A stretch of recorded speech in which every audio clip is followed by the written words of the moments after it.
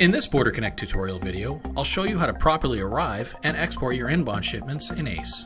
This tutorial is in addition to the How to Create an ACE Inbound video. To find out how to create an ACE Inbound, it is highly recommended to watch that video as well.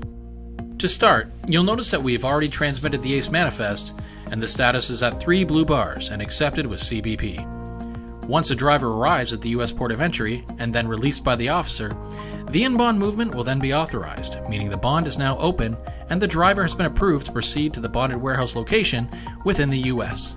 When the driver eventually arrives at the bonded warehouse and you've confirmed that the shipment was successfully delivered to the warehouse, an inbound arrival message must be transmitted electronically to let CBP know that the bonded shipment arrived at the warehouse location. To send an arrival message, navigate to the manifest. Then, scroll down to the shipment details section and either click it or click View. Now, navigate to the top menu option Shipment Only Send to CBP and click the option Send Inbound Arrival Message. You will now have to provide the basic details to CBP regarding the bond, and if this is a QP inbound, you'll have to enter the inbound arrival port, essentially where the bond will be delivered in the US. You can easily quick assign the port by typing in the port code or the name of the port. The next field required is the firm's code, which is a 4-character bonded warehouse code. You can quick assign the firm's code by typing in the code, the name of the port, or the address. Next, enter the inbound arrival date and time. Once the fields are complete, click Send on the top left, and the arrival message is now sent to CBP. In approximately 1 to 2 minutes, a response will be provided from CBP confirming the arrival message was acknowledged. If this was an immediate transportation bond, this is all that's necessary to close the bond.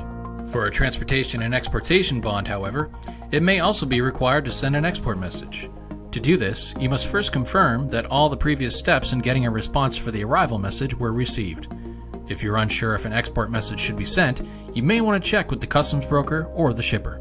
After you've confirmed that the shipment has left the bonded warehouse and on to its foreign destination, you'll have to notify CBP electronically by sending an inbound export message. To do this, navigate back to the shipment details page, and at the top of the page under the menu option Shipment Only Send to CBP, click Send Inbound Export Message, and you'll be brought to the Send Inbound Export Message page. Now, enter the export date and time.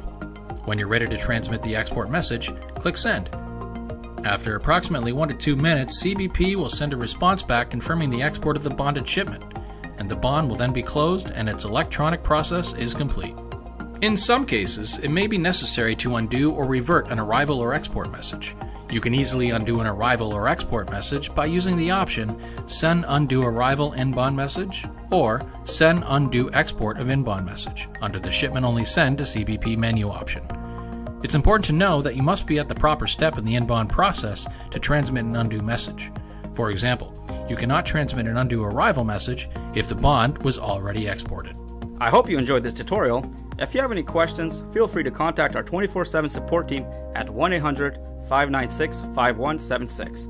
If you're not using BorderConnect, sign up for a free 45-day trial at www.BorderConnect.com. Get an additional 15 days free by using special promo code EasyAce.